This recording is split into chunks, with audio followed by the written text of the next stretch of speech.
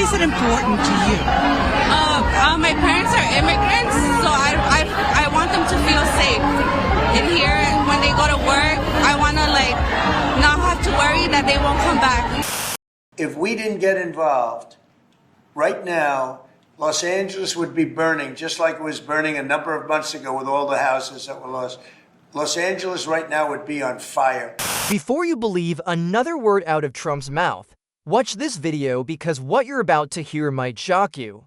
Los Angeles just became ground zero in a political powder keg. What started as a peaceful protest exploded into a media storm, violent clashes, and of course a Trump tweet that lit the match. How the protests started and why LA was ready to explode. It began with immigration raids in Los Angeles on the afternoon of June 6th, which sparked a small protest. Within hours, news of the raids and the initial protest was everywhere, discussed by activists, picked up by news outlets, and debated in comment sections coast to coast. The next day, larger protests began in the town of Paramount, south of Los Angeles. Protesters gathered the next morning outside LAPD headquarters. What started as 200 people swelled to 2,000 by sundown. Community leaders called it a stand against escalating federal presence in local policing, something LA residents had warned about for months. The ACLU had already filed lawsuits this year accusing federal agents of overreach in California cities. Picture this, a mother with her child in a stroller holding a sign that says "My son matters too." Teens with bullhorns reading poetry, veterans handing out water bottles in the sun. It was organized, purposeful, peaceful, but of course, nuance doesn't trend. This wasn't some chaotic flash mob, this was LA's breaking point. A city standing up until someone decided to knock it down. And that someone, he had just for words to offer, and they sparked everything that came next. They spit, "We will hit," Trump's 5-word war cry. As protests grew, Trump fired off a tweet that now defines the moment. They spit, "We will hit." No context, no call for calm, just 5 words and a full-throttle escalation. Within hours, riot gear rolled into LA, tear gas dispersed crowds near City Hall, rubber bullets flew.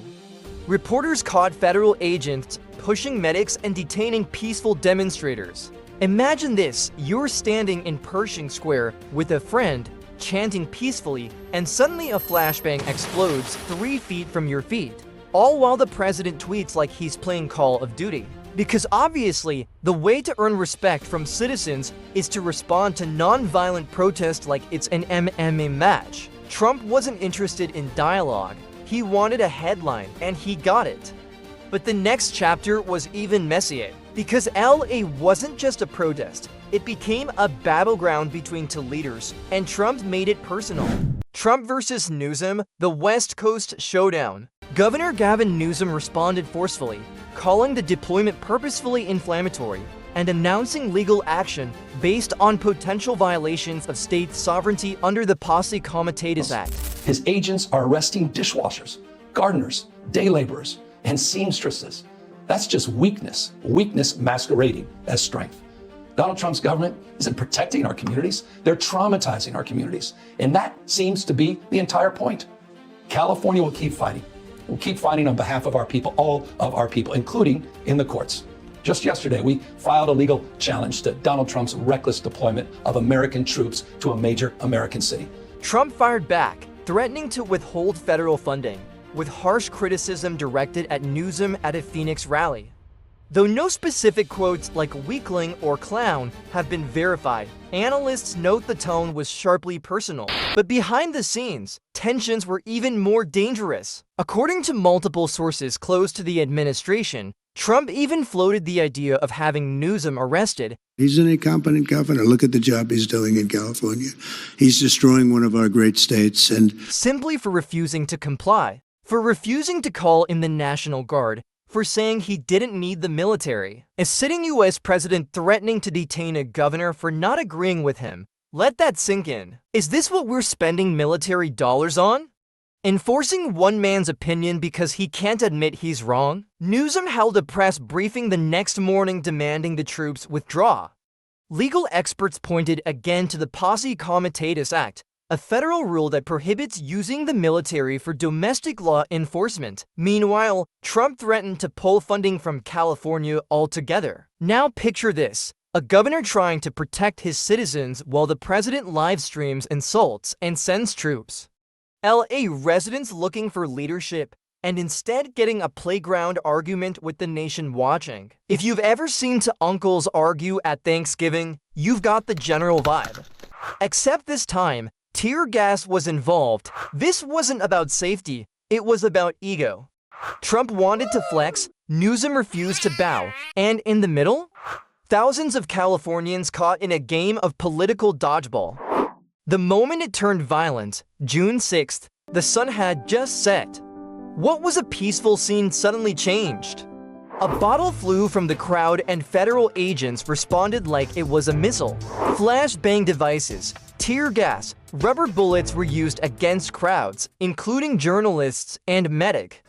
A journalist was shot in the leg with a rubber bullet by a law enforcement officer in downtown Los Angeles on Sunday night.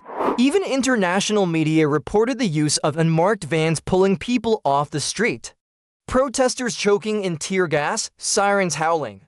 And through it all, a president tweeting emojis and slogans like it's some kind of halftime show.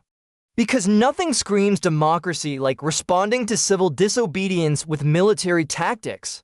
The violence wasn't random, it was systemic, calculated.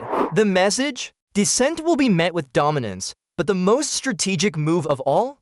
Wasn't on the ground, it was in the editing room. The protest was real, the spin was bigger.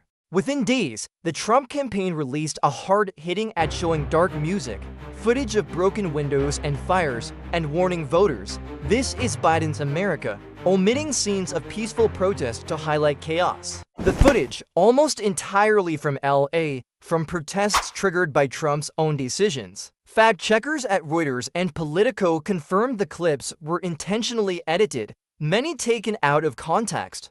What didn't make the cut? Protesters cleaning up trash after a march. Imagine standing up for justice and waking up to see yourself cast as the villain in a campaign ad. Your story, your pain, weaponized as someone else's fear bait. Marketing tip: if you have to cause chaos just to sell yourself as the solution, you're not a leader. You're a fireman who lights fires for job security. Trump didn't just respond to LA, he exploited it. He turned protest into a platform and fear into fuel. So the next time someone says they spit, we hit, remember. Sometimes the biggest hit is to the truth.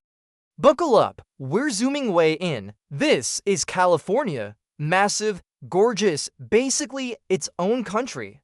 Now zoom in, here's Los Angeles, big city, sure, but compared to all of Cali? Now zoom in again, way in, 2 blocks. That's it. That's where the protests started, just 2 blocks, like you could trip and be out of it. But then, Trump showed up with 2,000 National Guard troops for 2 blocks. That's like calling the Avengers because someone dinged your car. And now, boom, 40 cities, 40 with an F. All that from 2 little blocks. Moral of the story? Don't bring a military to a misunderstanding, or don't throw gasoline on a spark and then act surprised when there's a fire. If this video gives you a deeper look into what's really happening behind the headlines, don't forget to like, share, and subscribe. Because in 2025, the truth isn't trending unless we make it.